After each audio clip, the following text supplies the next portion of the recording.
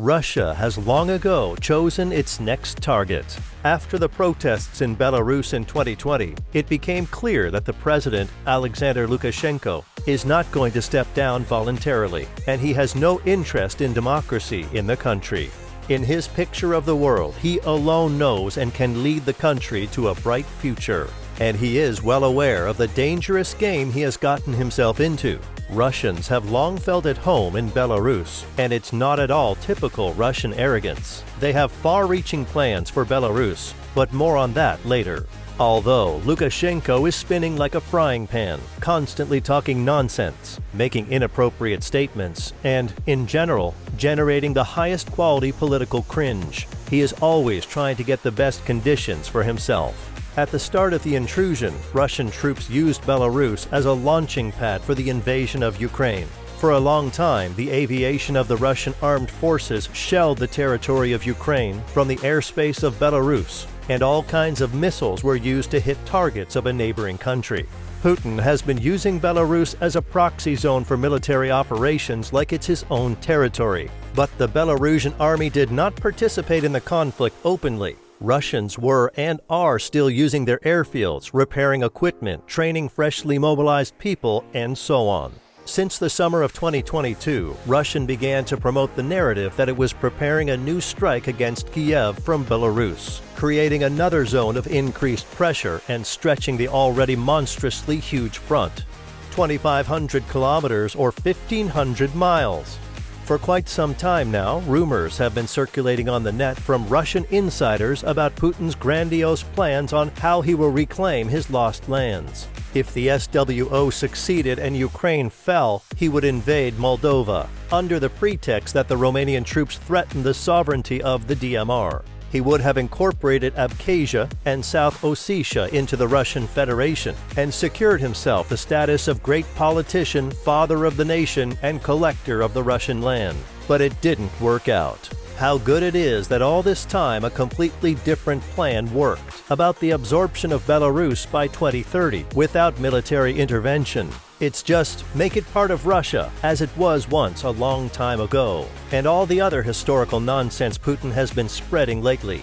Now we'll get to the juicy details. But before we do, don't forget to subscribe to the channel and like this video. It's important to us. Now let's get to the facts. The leak and the document. The veil has been lifted on Putin's regime, revealing some absolutely shocking plans that will send shivers down your spine. Recently leaked internal strategy documents from the Tsar himself, Vladimir Putin. While he's keeping the world distracted with his invasion of Ukraine, his true ambitions are far more expansive. According to these leaked documents, Putin isn't just eyeing Ukraine. Nope, he's got his sights set on Belarus too. And it doesn't stop there. Putin has plans for other European countries as well. In fact, the documents suggest that he's planning on absorbing these territories into the Russian fold, making them all part of the new Russian Empire, or whatever you want to call it. These leaked documents were written by Putin's presidential administration itself, so you know they're legit. According to sources, a strategy document has been attributed to the Presidential Directorate for Cross-Border Cooperation, a subdivision of Putin's presidential administration.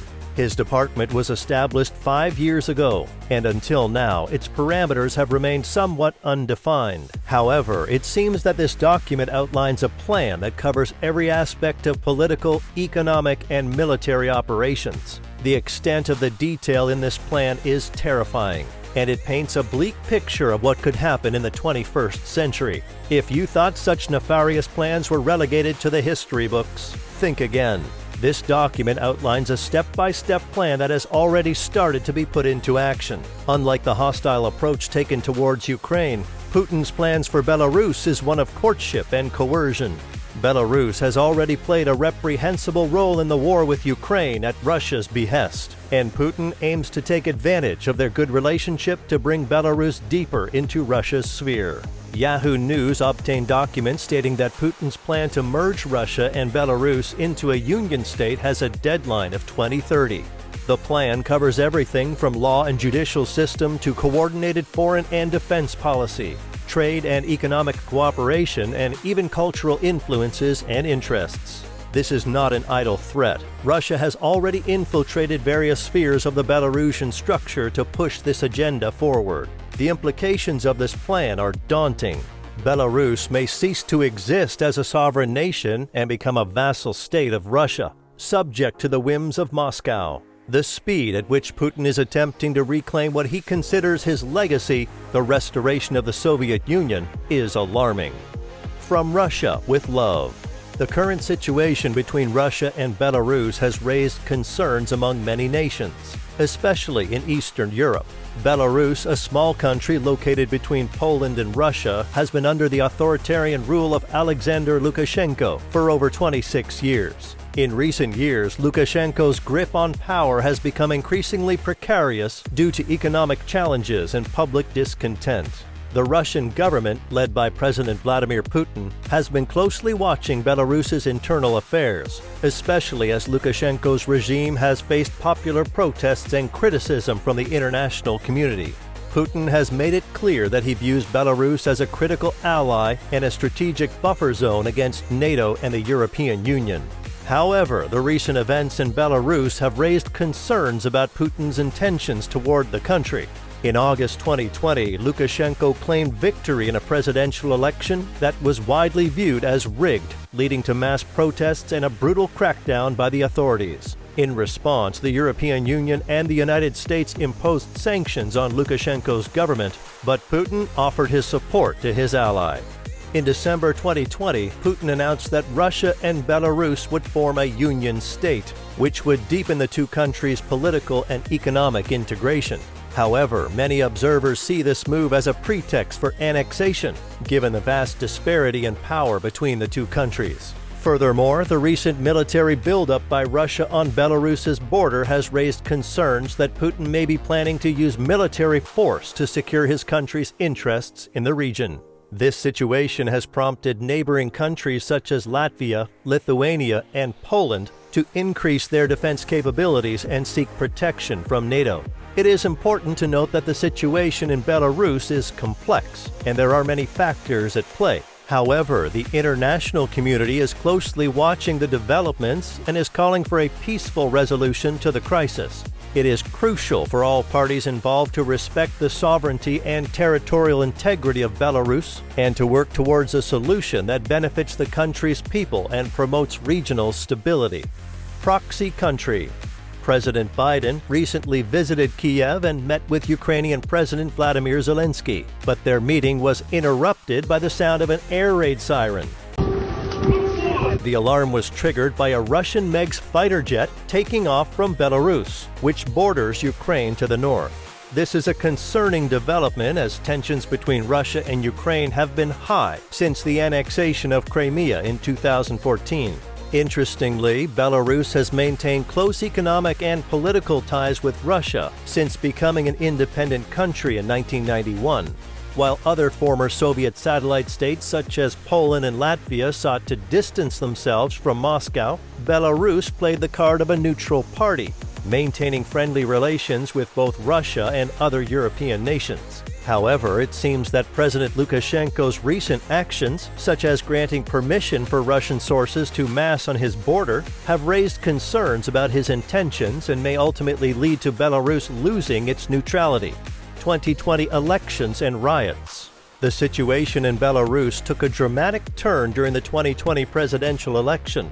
Alexander Lukashenko had been in power since 1994 and had always won by a huge margin. But this time, the election was deemed to be rigged by various international observers. When the results were announced, with Lukashenko winning by a whopping 80% to his opponent's 10%, the people took to the streets in protest. And boy, were these protests something else. They were wild, to say the least, and lasted for weeks on end.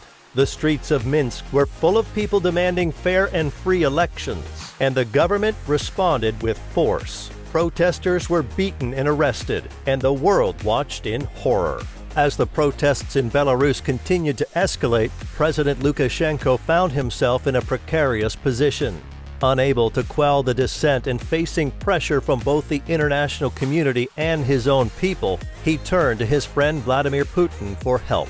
Putin's promise of military intervention gave Lukashenko the backing he needed to crack down on the protests with brutal force. Unfortunately, this led to one of the worst violations of human rights by a European government in modern history. Over 37,000 people were detained, and many of them were subjected to rape, torture, and other forms of abuse. Lukashenko's actions further alienated Belarus from the West and solidified his ties to Russia. This situation highlights the dangers of authoritarian rule and the importance of respecting the will of the people. The international community must continue to hold governments accountable for their actions and support those who fight for freedom, democracy, and human rights. Grim future for Belarus. It is indeed a complex and concerning situation in Belarus. The close relationship between President Lukashenko and President Putin has raised many eyebrows and sparked fears of Russian expansionism. The leaked documents suggesting a potential complete takeover of Belarus by Russia only adds to these concerns. It's clear Putin sees Belarus as a valuable asset, both strategically and economically. With Belarus sharing a border with Ukraine, it provides a potential base for Russian military operations and a way to more easily attack Ukraine. It also gives Putin the opportunity to extend his influence in the region and potentially even reclaim other former Soviet states. However, such a takeover would undoubtedly have severe consequences. Direct Russian control over Belarus would mean Russian territory directly borders NATO territory, which could spark a significant conflict. It could also result in further human rights abuses and repression of the Belarusian people. It's crucial that the international community closely monitors the situation in Belarus and takes action to prevent further aggression by Russia. The leaked documents serve as a stark reminder of the dangers of unchecked expansionism and the importance of upholding the principles of sovereignty and human rights. Indeed, the situation in Belarus and the leaked documents have raised concerns about Putin's intentions toward other neighboring nations. It's possible that he has already begun making moves toward other countries, and we may just not be aware of it yet. However, any plan to take over a nation's sovereignty is a serious case of concern and cannot be supported. It's important to monitor the situation closely and take appropriate actions to prevent any further aggression. The world is watching closely to see how this all plays out, and we can only hope for a peaceful resolution that respects the sovereignty and rights of all nations involved. If you made it here, thank you very much. Don't forget to like and subscribe to the channel. We'll have a lot more interesting content. Peace!